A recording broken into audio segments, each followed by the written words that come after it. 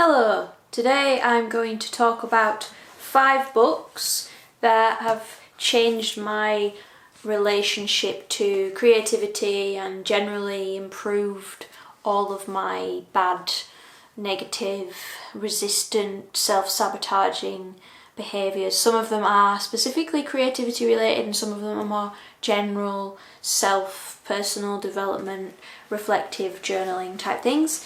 And the first one is The War of Art, break through the blocks and win your inner creative battles by Pressfield. It's in 2 sections.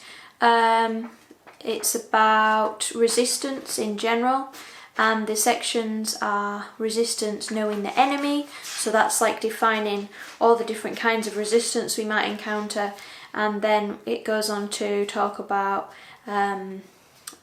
how to overcome resistance in part 2, and there's also part 3, beyond resistance, the higher realm. And it's just a really beautiful but very practical book really, and it's quite like manifesto, like quite inspiring, quite pep talky.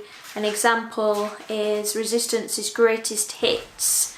The following is a list in no particular order of those activities that most commonly elicit resistance. 1. The pursuit of any calling in writing, painting, music, film, dance, or any creative art, however marginal or unconventional. 2. The launching of any entrepreneurial venture or enterprise, for profit or otherwise. 3. Any diet or health regimen. 4. Any program of spiritual advancement, and so on and so forth. In other words, any act that rejects immediate gratification in favour of a long-term growth, health or integrity. Or expressed another way, any act that derives from our higher nature instead of our lower. Any of these will elicit resistance. And I quite like that attitude. And also the first section, the enemy is a very good teacher. So it's all about getting to grips with all the ways that we struggle with resistance. We're wrong if we think we're the only ones struggling with resistance. Everyone who has a body experiences resistance. Resistance never sleeps. It's like a series of titles basically. Resistance is fueled by fear. Resistance recruits allies. Resistance and procrastination. Resistance and trouble. Resistance and victimhood. And so on and so forth. And when they talk about like loads of examples from other people as well, and quotes. So it talks about the difference between a professional and an amateur. Turning pro, as in combating resistance, is about becoming a professional, and just shifting from a mindset of, I guess, like just accepting the resistance and being defeated by it, to being a professional. Basically, the professional loves it so much, he dedicates his life to it, he commits full time. Somerset Maugham quote, I write only when inspiration strikes. He replied, fortunately, it strikes every morning at 9 o'clock sharp. So it's that thing of, realising that so he's kind of paraphrased Somerset Maugham, I despise resistance, I will not let it faze me, I will sit down and do my work anyway.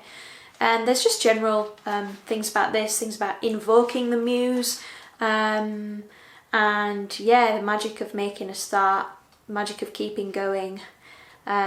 Just some examples really, and there's some stuff about the ego and all of that as well, which comes into it in the more personal development things that I have lined up to talk about after.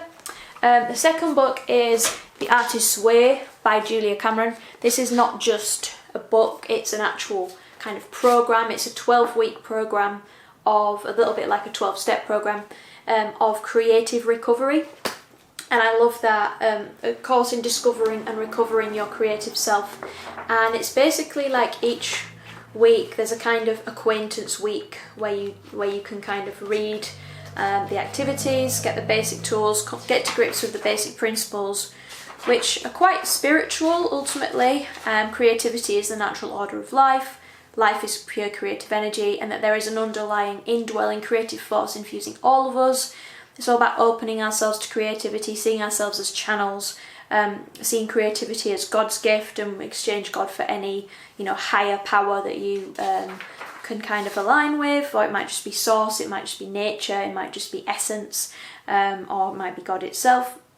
As we open our creative channel to the Creator, many gentle but powerful changes are to be expected.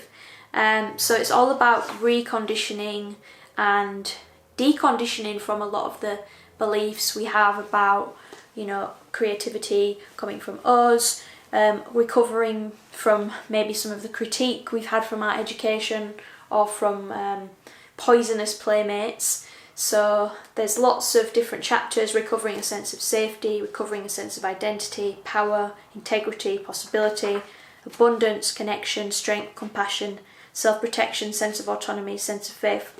And when I did The Artist's Way, I think it was, can't even remember, maybe it was in lockdown or in 2020, 2021 maybe a bit before that, but it really helped me to realise that what I needed was to have a studio space, like have a dedicated workspace, and that I'd had a lot of resistance and blockage around that. And I've got all these notes in it for me along. There's basically like journaling, activities and tasks each week. If you've ever heard of morning pages, where you are supposed to get up and basically free write 3 pages, that comes from this. Or, you know, this is a key element, a non-negotiable element of doing the program. I've seen a lot of people like pick it up and then like just not do it, and like do 1 week and then be like, oh yeah, I'll do the other in a few weeks, I'm not going to do my pages. But you know, it works best if you just do it, and it's all about resistance. And the whole point of doing it and making time for it and doing the pages even though you don't want to, and that the whole point is that then you're conditioning yourself to accept the discomfort and become comfortable with the discomfort of starting something. Often, you know, it's not all fun and joy when we are easing over that transition of resistance that Stephen Pressfield talks about in the previous book. So it's absolutely like, yeah, you've kind of got to do it. And there are a lot of programs, there are people that run containers for this, so they're like accountability groups, like so you can do it at the same time as other people. I think anyone can set up an Artist's Way crew, cluster. I might do one at some point because yeah, I would benefit from doing the program again. And I think any creative person, like I wish I'd had this before I started university, when I was doing A-levels. It would have made it would have meant that I would have been able to basically like get a lot more out of my educational experience, because I wouldn't have had so much baggage and crap and awfulness that was restricting me from doing my work, basically. And for all the benefits of an academic environment, it didn't really help with all of those like personal resistance, struggle type things. The third book I have is relatively new. It's Rick Rubin's The Creative Act, A Way of Being. I've not even finished it yet, but I'm confident in recommending it because it's just really nice. Like, I thought it might all just be platitudes, and I had this judgment before, you know, of like, what has Rick Rubin even done? How is he doesn't even, you know, he's a producer, and like he's very blasé and chilled basically, but that's the whole point, I think.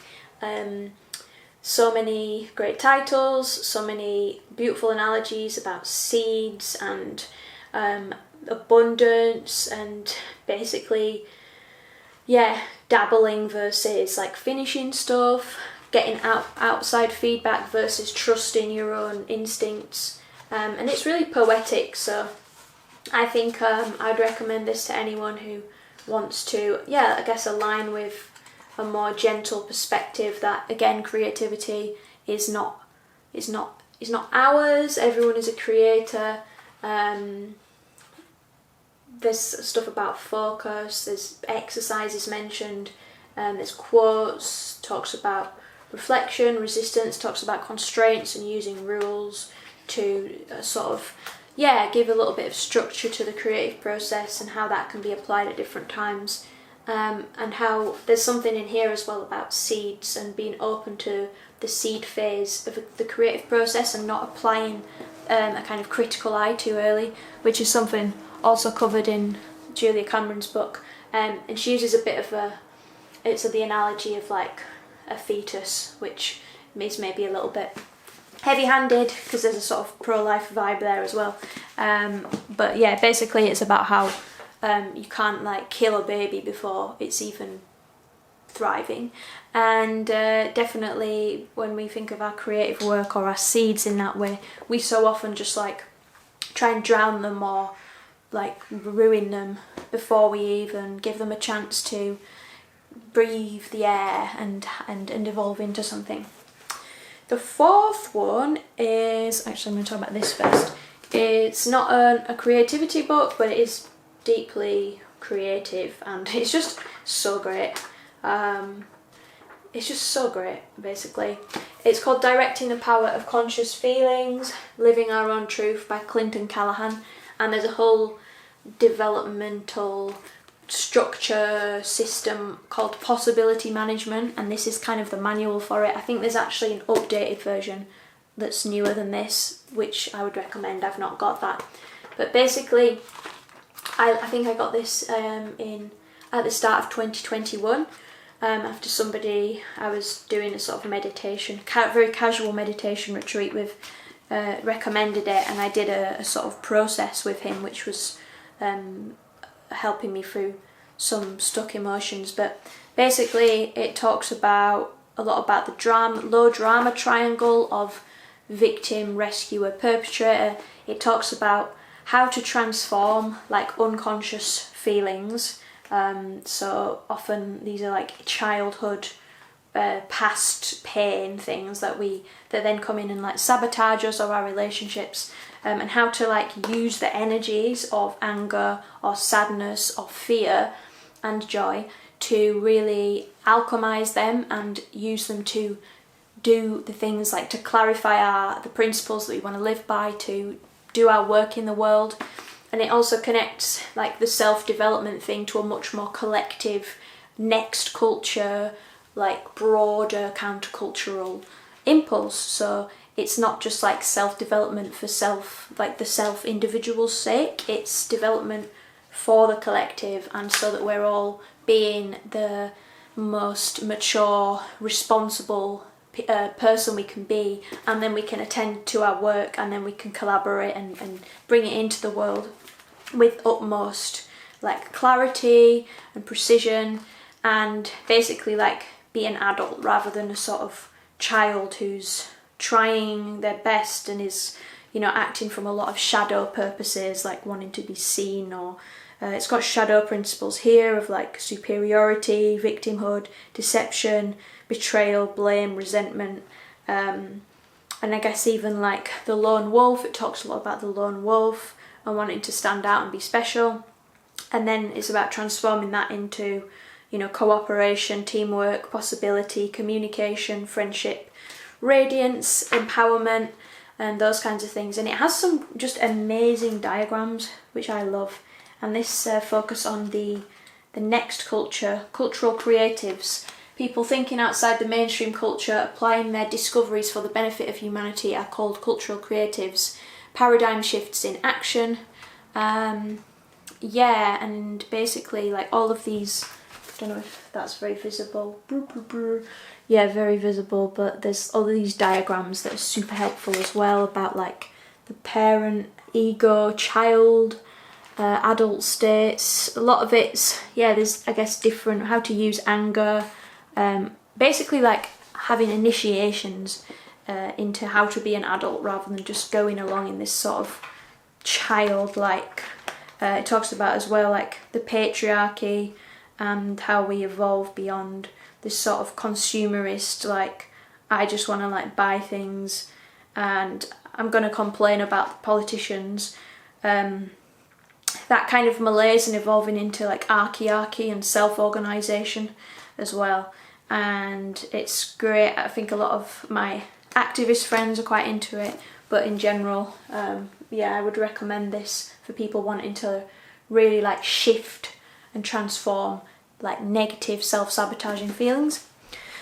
And on that note, something on the more self-developmental aspect, this book, Taming Your Outer Child, Overcoming Self-Sabotage and Healing from Abandonment. I mean, abandonment, to technically, like, I'm not like a victim of abandonment.